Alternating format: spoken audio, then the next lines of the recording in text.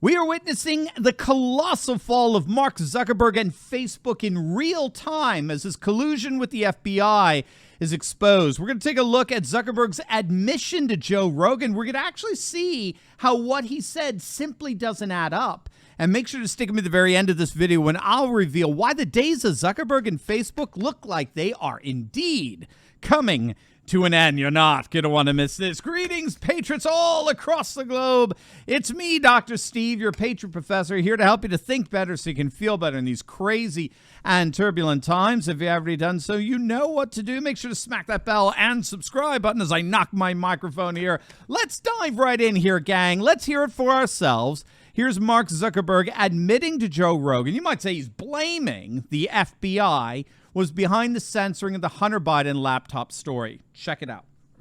How do you guys handle things when they're a big news item that's controversial? Like there was a lot of attention on Twitter during the election because of the Hunter Biden laptop story. The New York Post. Yeah, we had that too. Yeah, so you guys censored that as well? So we took a different path than Twitter. Basically the background here is the FBI, I think, basically came to us, some folks on our team, and was like, hey, just so you know, like you should be on high alert. We thought that there was a lot of Russian propaganda in the 2016 election. We have it on notice that basically there's about to be some kind of dump of that's similar to that. So just be vigilant. So our protocol is different from Twitter's. What Twitter did is they said you can't share this at all. We didn't do that. What we do is we have, if something is reported to us as potentially misinformation, important misinformation, we also have this third-party fact-checking program because we don't want to be deciding what's true and false. And for I think it was 5 or 7 days when it was basically being determined whether it was false, the distribution on Facebook was decreased, but people were still allowed to share it. So you could still share it. You could still consume it. So when you say the distribution is decreased, it got shared. How does that work? It basically, the ranking in newsfeed was a little bit less. So fewer people saw it than would have otherwise. So it definitely... By what percentage? I don't know off the top of my head, but it's meaningful. But basically a lot of people were still able to share it. We got a lot of complaints that was the case. Obviously this is a hyper-political issue, so depending on what side of the political spectrum, you either think we didn't censor it enough or censored it way too much. But we weren't sort of as black and white about it as Twitter. We just kind of thought, hey, look, if the FBI, which I still view as a legitimate institution in this country, it's like very professional law enforcement, if they come to us and tell us that we need to be on guard about something, then I want to take that seriously. Did they specifically say you need to be on guard about that story? No, I don't remember if it was that specifically, but it basically fit the pattern. Now, I got to say on the outset, I think Zuckerberg is being a bit of an opportunist here, may I say. He's seeing this as a perfect time to throw the FBI under the bus. You can be sure he was absolutely a willing participant in this Hunter Biden cover-up, right? Let's not forget that Zuckerberg is a super lib who owns one of the most radically leftist companies out there. And we've got the internal proof. I'm sure you remember the video leaked by a Facebook insider who's working with James O'Keefe and Project Veritas several months back, where the video clearly exposed Zuckerberg and other senior Facebook executives explicitly and unequivocally admitting that they engaged in censoring political speech on the right and promoted blatantly leftist partisan objectives. Take a look. In his first day, President Biden already issued a number of executive orders on areas that we as a company really care quite deeply about. But there has been quite a lot of disquiet expressed by many leaders around the world, from the president of Mexico to Alexander Navalny in Russia, and Chancellor Angela Merkel, and others saying, well, this shows that private companies have got too much power and they should be only making these decisions in a way that is framed by democratically agreed rules. We agree with that. We agree with that. Mark had been very clear about that ideally we wouldn't be taking these decisions on our own. We would be taking these decisions in line with and in conformity with democratically agreed rules and principles. And At the moment, those democratically agreed rules don't exist. We still have to take decisions in real time. We have a system that is able to freeze commenting on threads in cases where our systems are detecting that there may be a thread that has hate speech or violence sort of in the comments. These are all things we've built over the past 3-4 years as part of our investments into the integrity space or efforts to protect elections. I wonder whether or not we can use Oculus to help a white police officer understand what it feels like to be a young black man who's stopped and searched and arrested by the police. And I want every major decision to run through a civil rights lens. I think that these were all important and positive steps. And I am looking forward to opportunities where Facebook is going to be able to work together with this new administration on some of their top priorities, starting with the COVID response. Now, you notice a bit of a contradiction, frankly, here from what Zuckerberg told Rogan, right? Do you remember during Rogan's interview, he said that Facebook has outside fact checkers who should be called fact fabricators, by the way, since they, of course, have so often weaponized the so-called fact-checking nonsense. But you notice in that internal video, there was that executive in the Project Veritas videos, a fellow by the name of Nick Clegg. He was at the time the Facebook head of global affairs, just a wee pretentious of a title, if you ask me, but nevertheless. And you'll notice what he said there. It was pretty fascinating, very revealing. He said, there's been quite a lot of disquiet expressed by many leaders around the world. Ideally, we wouldn't be making these decisions on our own. Of course, he's referring to the censorship decisions, particularly the decision to censor President Trump. We would be making these decisions in line with our own conformity, with democratically agreed rules and principles.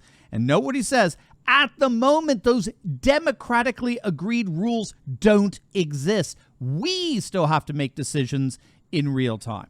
At the moment, those democratically agreed rules don't exist. We here at Facebook will continue to enforce our standards of civil discourse, which, of course, as you heard yourself, are radically leftist. So I'm not buying this facade of Zuckerberg here. Oh, we at Facebook, we were warned by the FBI to be on the lookout for all this Russian disinformation, you know, like a Hunter Biden laptop story. We handled that very differently and far more responsibly than Twitter did. Oh, BS.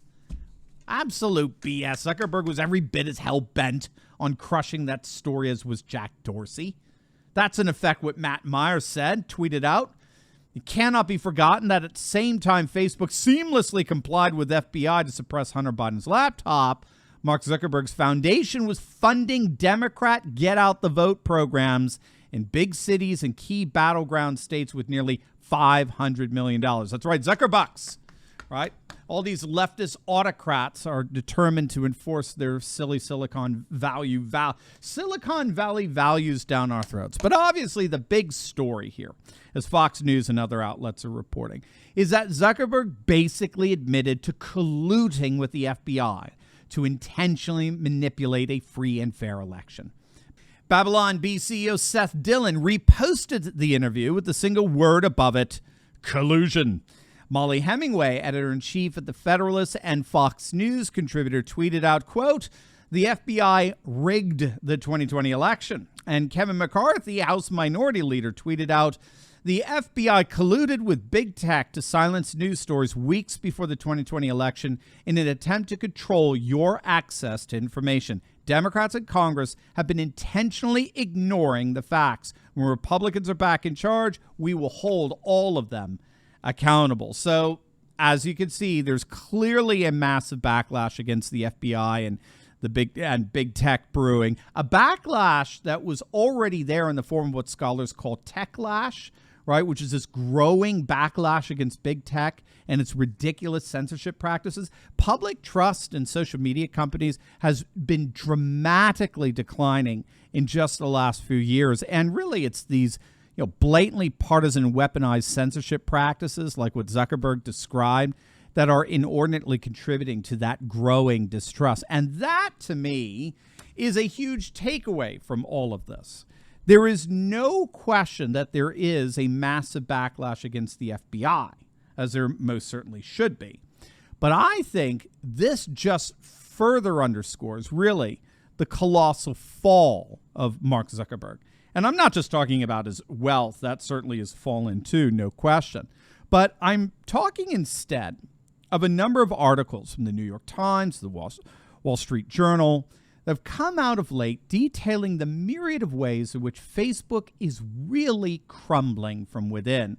I'm sure you remember several months back, a number of internal Facebook documents were anonymously leaked to the Wall Street Journal that detailed and described a number of controversial practices that Facebook executives were knowingly engaging in, such as disregarding their own research into the harm of Instagram, particularly for young girls, for their body image, granting a form of whitelisted favoritism to high-profile left-wing celebrities, politicians, and organizations that were granted a certain level of immunity from being flagged for violating their TOS, as well as boosting incendiary content to increase ad revenue.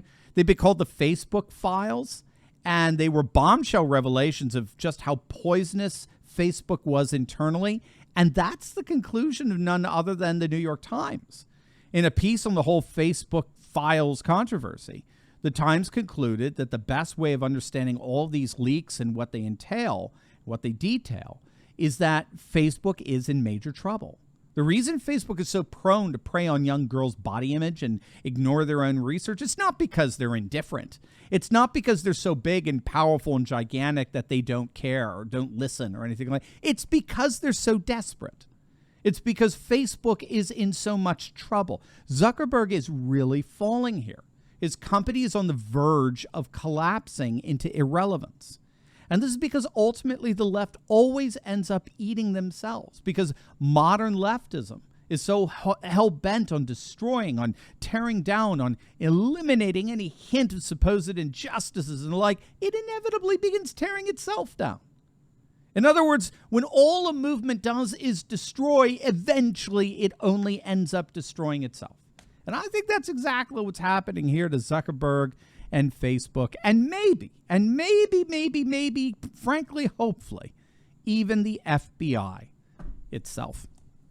As always, gang, make sure to smack that bell and subscribe button, and make sure to check out my latest video on Democrats panicking as they're suddenly realizing they just lost one of their most reliable states. It's going to make your day. So make sure to click on that link, and I'll see you over there.